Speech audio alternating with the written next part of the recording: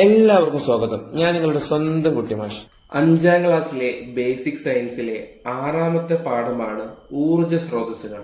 ആ പാഠത്തിലുള്ള പ്രവർത്തനങ്ങളും അതിന്റെ ഉത്തരങ്ങളൊക്കെയാണ് ഈ വീഡിയോയിൽ ഞാൻ ഉൾപ്പെടുത്തിയിട്ടുള്ളത്. അപ്പൊ നമുക്ക് 1ാമത്തെ ചോദ്യത്തിലേക്ക് പോയാലോ.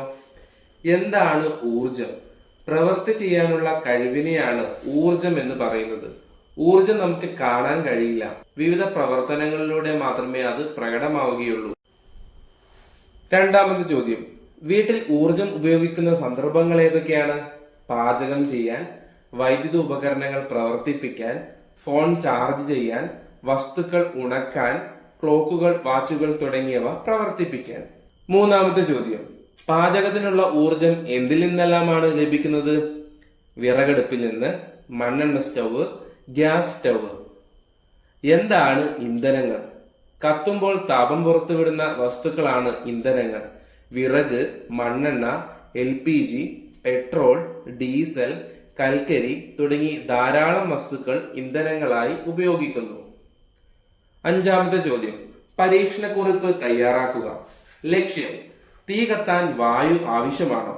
സാമഗ്രികൾ, മെഴുകുതിരി, ഗ്ലാസ്. പരീക്ഷണം, ഒരേ വലിപ്പമുള്ള 2 മെഴുകുതിരികൾ ഒരു മേശപ്പുറത്ത് കത്തിച്ചു വെക്കുക.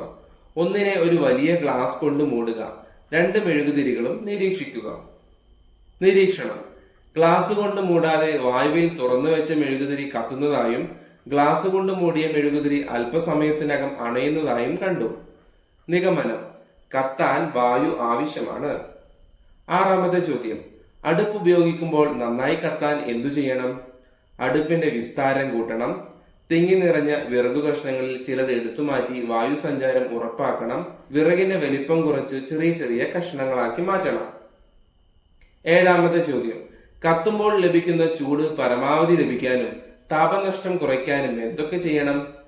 പാത്രത്തിനും അടുപ്പിനും ഇടയിലുള്ള വിടവ് കുറയ്ക്കണം. അടിഭാഗം വീതി കൂടിയ പാത്രം ഉപയോഗിക്കണം. എളുപ്പം ചൂടാകുന്ന പാത്രങ്ങൾ ഉപയോഗിക്കണം. പാത്രങ്ങൾ അടച്ചു വെച്ച് ചൂടാക്കണം. വിറക് ചെറിയ ചെറിയ കഷ്ണങ്ങളാക്കി ഉപയോഗിക്കണം. 8ാമത്തെ ചോദ്യം, വാഹനങ്ങളിലെ ഇന്ധനമല്ലാതെ മറ്റെന്തെല്ലാം ആവശ്യങ്ങൾക്കാണ് ഇന്ധനങ്ങൾ ഉപയോഗിക്കുന്നത്? കാർഷിക വിഭവങ്ങൾ ഉണക്കാൻ, കാർഷിക ആവശ്യത്തിന് ജലം പമ്പ് ചെയ്യാനുള്ള മോട്ടോറുകളിൽ, വിവിധ വ്യാവസായിക ആവശ്യങ്ങൾക്ക്, താപവൈദ്യുത നിലയങ്ങളിൽ, ജനറേറ്ററുകളിൽ.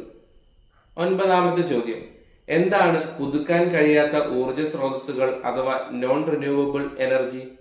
ലക്ഷക്കണക്കിന് വർഷങ്ങൾക്ക് മുൻപ് ഭൂമിയിൽ ജീവിച്ചിരുന്ന ജീവികളുടെ അവശിഷ്ടങ്ങളിൽ നിന്നാണ് ഫോസിൽ ഇന്ധനങ്ങൾ രൂപപ്പെട്ടത്.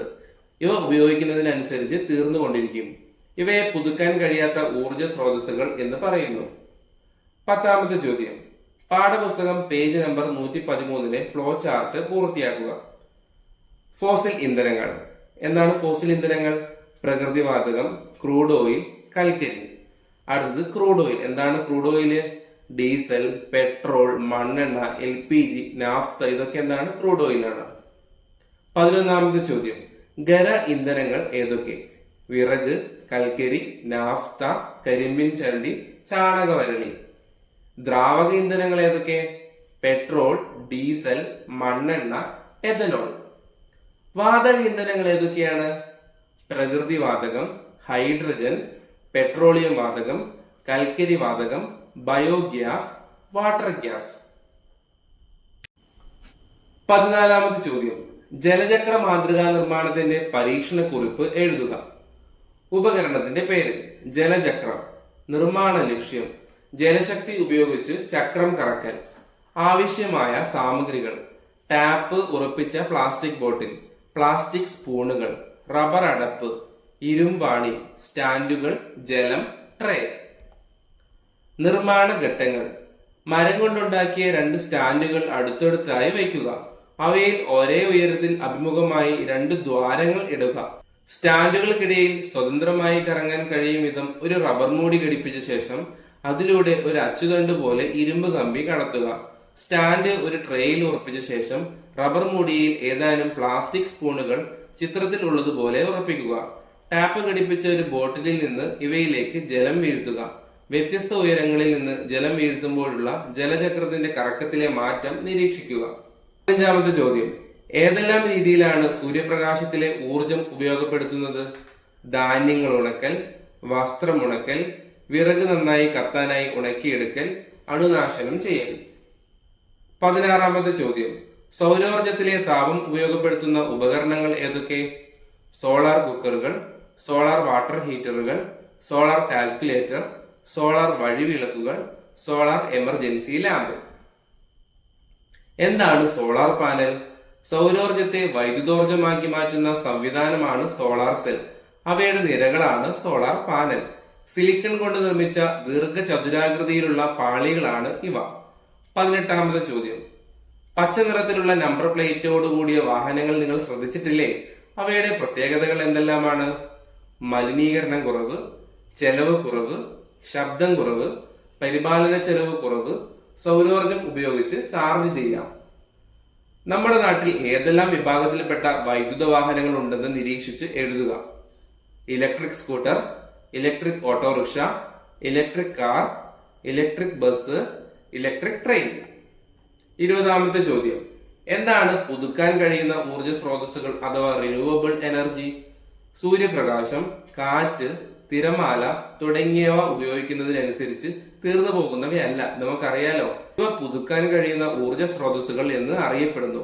ഈ ഊർജ സ്രോതസ്സുകൾ വായുമലിനീകരണം ഉണ്ടാക്കുന്നില്ല. 21-ാമത്തെ ചോദ്യം.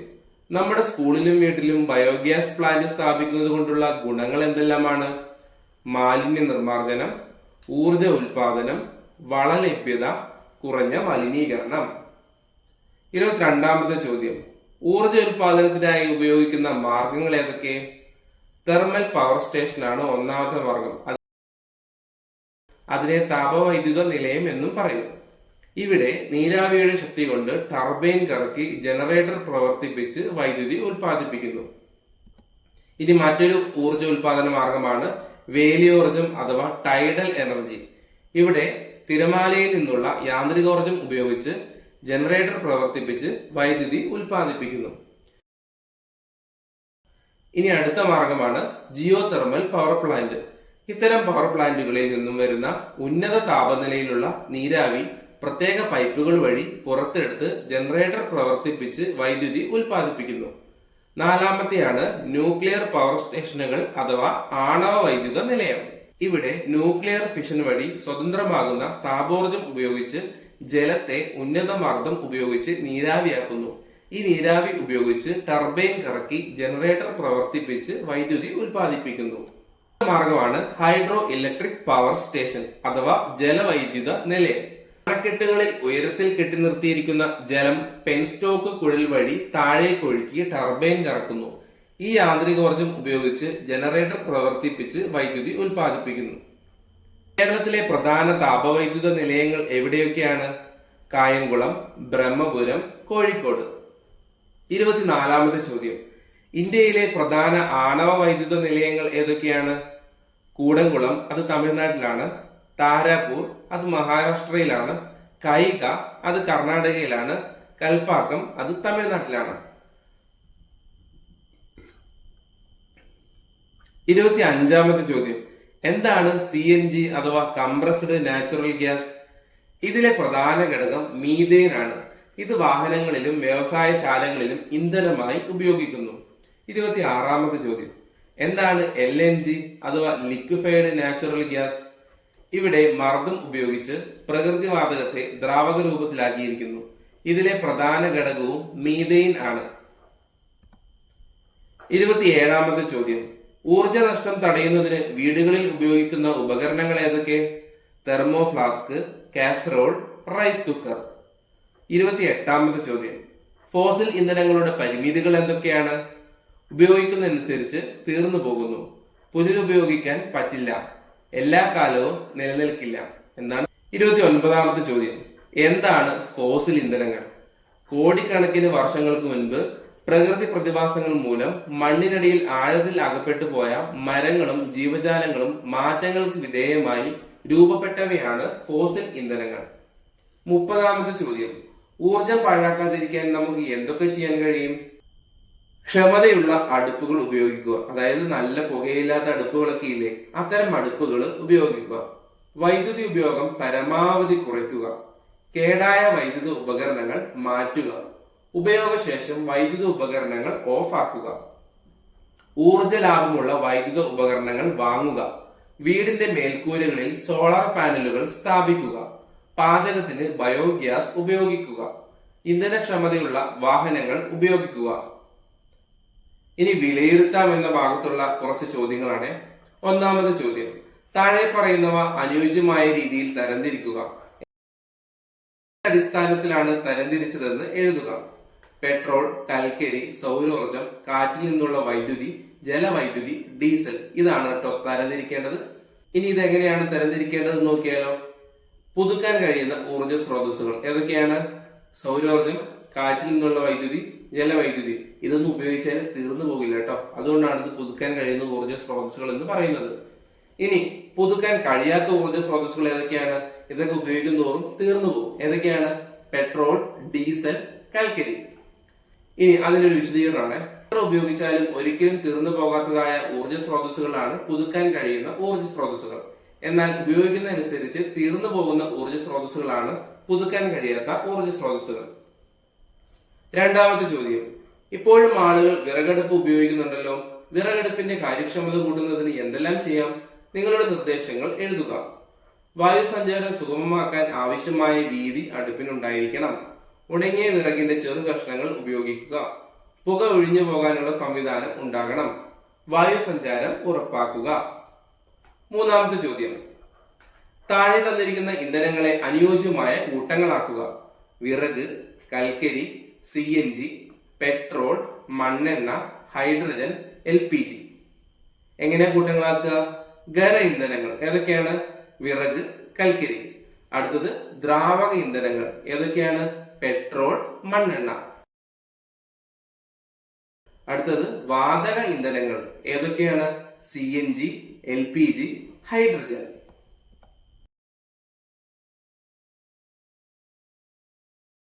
ഈ വീഡിയോ ഇഷ്ടമായെങ്കിൽ ലൈക്ക് ചെയ്യുക, ഷെയർ ചെയ്യുക. ചാനൽ സബ്സ്ക്രൈബ് ചെയ്യാൻ മറക്കില്ലല്ലോ അല്ലേ? താങ്ക്